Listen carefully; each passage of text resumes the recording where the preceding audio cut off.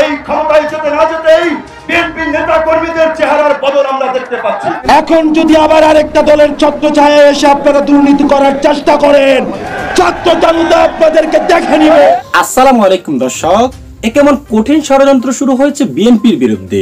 একে একে সব রাজনৈতিক দলগুলো তো বিএনপির বিরুদ্ধে দাঁড়াচ্ছেই, সঙ্গে এবার বৈষম্য বিরোধী ছাত্র আন্দোলনের সমন্বয়করা কিন্তু বিএনপিকে সমর্থন জানাতে অস্বীকৃতি জানিয়েছেন। কারণ সম্প্রতি বিএনপির নেতাকর্মীরা দেশের বিভিন্ন জায়গায় বিতর্কিত কিছু ঘটনায় সমালোচিত হচ্ছেন, যার ফলে কিন্তু আসন্ন নির্বাচনকে ঘিরে কঠিন ক্ষতির মুখে পড়তে যাচ্ছে বিএনপি। আর এই সংক্রান্ত একটি বিস্তারিত ভিডিও রয়েছে আমাদের কাছে, চলুন দর্শক সেটি দেখে আসি। দখলদার, চাঁদাবাজ, লুটপাটকারী মাস্তান বাহিনীকে আমরা এখন দেখতে পাচ্ছি।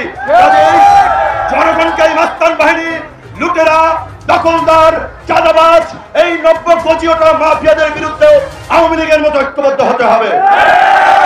আওয়ামী লীগকে যেভাবে হটিয়েছি, বাংলার জমিনে আর কোন দখলদার, চাঁদাবাজ, মাফিয়া দলকে প্রতিষ্ঠিত হতে দেওয়া যাবে না।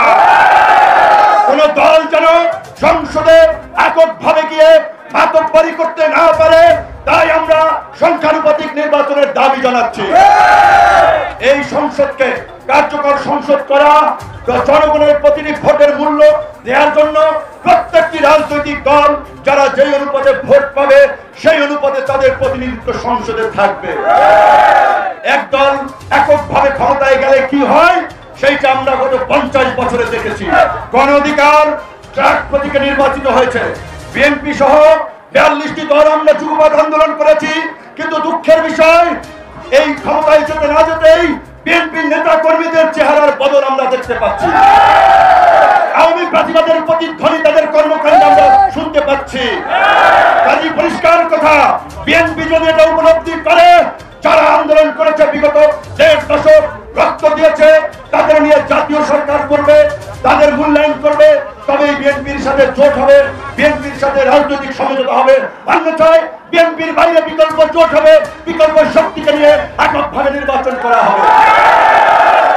বারবার বলে আসছি, আওয়ামী দখলদার চাঁদাবাজদের হটিয়েছি, পত্রিকা অফিস দখল হয়ে যাচ্ছে, গার্মেন্টস মিল ফ্যাক্টরি দখল হয়ে যাচ্ছে, ব্যবসা প্রতিষ্ঠান দখল হয়ে যাচ্ছে, মানুষের ঘের দখল হয়ে যাচ্ছে, চর দখল হয়ে যাচ্ছে। এই দখলদারির জন্য ছাত্র জনতা জীবন দেয় নাই, কিন্তু ওই যে চোরাই নাই শুনে ধর্মের কাহিনী, যারা এগুলো করছে তাদের কানে যাচ্ছে না।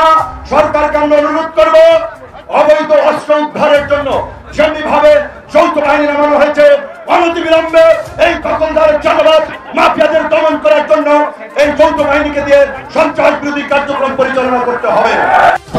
আপনারা জানেন, আন্দোলন পরবর্তী সময়ে আমাদের যে রাস্তাঘাটগুলো ছিল, সেই রাস্তাঘাটে কোনো পত্রিকা পোস্টার ছিল না, কোনো দেয়ালে কোনো পোস্টার ছিল না, অমুক দল তমুক দল ছিল না। কিন্তু আপনি যদি এখন রাস্তায় বের হন, দেখবেন দেয়ালে দেয়ালে পোস্টার চেপে গিয়েছে। আওয়ামী ফ্যাসিস্ট সময়ে যেভাবে পোস্টার ছিল, ঠিক একইভাবে পোস্টার রয়েছে, শুধু ছবিগুলোর পরিবর্তন হয়েছে। আমরা আপনাদেরকে বলতে চাই, ছাত্র নাগরিকের আন্দোলনকে পুঁজি করে আপনারা সেই আন্দোলনকে দলীয়করণ করার চেষ্টা করবেন। আমরা বলতে চাই, এই ছাত্র নাগরিকের যে আন্দোলনটি হয়েছিল, সেই আন্দোলনটি হয়েছিল ফ্যাসিস্টদের বিরুদ্ধে, অপরপক্ষে বলতে গেলে দুর্নীতির বিরুদ্ধে, অসাম্যের বিরুদ্ধে, সিন্ডিকেটের বিরুদ্ধে, টেন্ডারবাজের বিরুদ্ধে। আমরা টেন্ডারবাজ যারা রয়েছে, দুর্নীতিবাজ যারা রয়েছে, আপনাদেরকে সতর্ক করতে চাই। আপনারা 16 বছর একটা দলের ছত্রছায়ায় ছিলেন, এখন যদি আবার আরেকটা দলের ছত্রছায়ায় এসে আপনারা দুর্নীতি করার চেষ্টা করেন, ছাত্র জনতা আপনাদেরকে দেখে নিবে। আমাদের ছাত্র নাগরিক যখন রাস্তায় এসে দাঁড়ায়, তারা বুলেটের সামনে বুক পেতে দেয়। যারা চাঁদাবাজ এবং টেন্ডারবাজ রয়েছেন, আপনাদেরকে বলতে চাই, আমরা বুলেট বোমা ভয় পাই না। আপনারা সতর্ক হয়ে যান। আমাদের দ্বিতীয় স্বাধীনতাকে পুঁজি করে আপনারা যদি ভেবে থাকেন যে আপনারা আবার দুর্নীতি শুরু করবেন, তাহলে ছাত্র নাগরিক আপনাদের বিস্তার উপরে ফেলবে।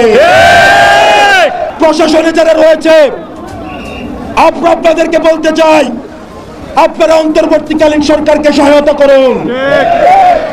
আপনারা যদি ভেবে থাকেন আপনারা গুসা করে বসে থাকবেন, এই আন্দোলন যারা পরিচালনা করেছে, এই আন্দোলনে কুলি ছিল, কামার ছিল, মজুর ছিল, ঠিক একইভাবে এই আন্দোলনে শিক্ষিত শ্রেণীও ছিল। আবু সাঈদ মুগ্ধ। তো প্রিয় দর্শক, ভিডিওতে আলোচিত বিষয় সম্পর্কে আপনার মতামত কি? কমেন্ট করে জানিয়ে দিন আপনার মূল্যবান মতামতটুকু।